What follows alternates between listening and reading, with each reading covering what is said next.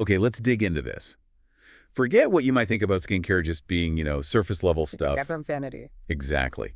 We've been looking at some really interesting material, notes and articles, and honestly, they're pointing to a pretty fundamental shift happening. Absolutely. And that's what we want to unpack in this deep dive, isn't it? How skincare is really being reframed, Yeah. moving away from just aesthetics and uh, landing much more in the realm of longevity, hmm health science, even. It's like the whole language is changing. Those things you do every day, the products, Mhm.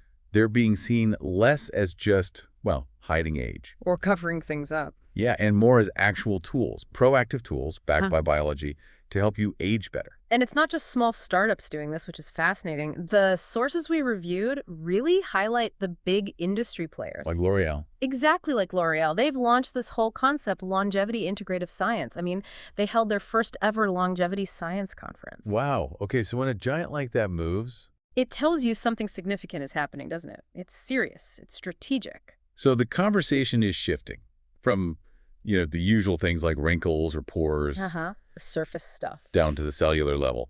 We started to hear terms like mitochondria being discussed in relation to skincare. Right, the actual powerhouses inside your cells. And inflammation pathways, too, basically. How your body's own defenses can sometimes accelerate aging if they're always on. So the idea is managing those processes through creams and serums. Well, through advanced topical science, yeah. It's getting pretty sophisticated. And some of the tech mentioned sounds, frankly, a bit sci-fi. Diagnostic skin chips. I know, right? But the sources describe them little chips that could potentially read your skin's biomarkers, like its health status or biological age markers, in just minutes. That's incredible. And what about actually treating things at that level? Well, that's where things like specialized topical molecules come in, not just your standard moisturizer, but molecules designed perhaps to help revive tired mitochondria or even target senescent cells. Ah, the zombie cells. I saw that in the notes. They're actually called that. They are. It sounds dramatic, but it's a real biological concept.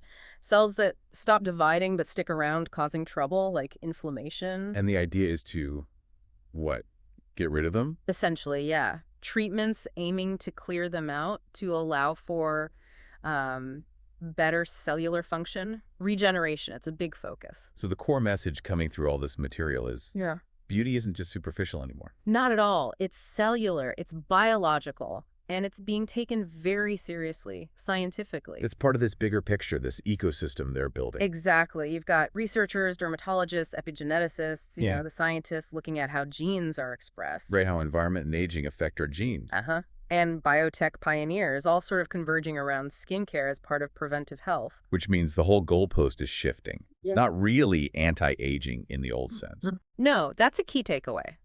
The new paradigm is much more pro-health span. It's about managing your cellular age, supporting your skin's biology over the long term. Not just masking wrinkles. Precisely. Yeah. That shift from hiding problems to actively influencing the underlying biology, that feels like the really radical change here. So let's bring it back to, someone listening right now. Why does this really matter beyond maybe some new fancy products? Well, it suggests that the effort you put into your skin isn't just cosmetic. It's being framed now as a potential investment in your overall well-being. Yeah, so.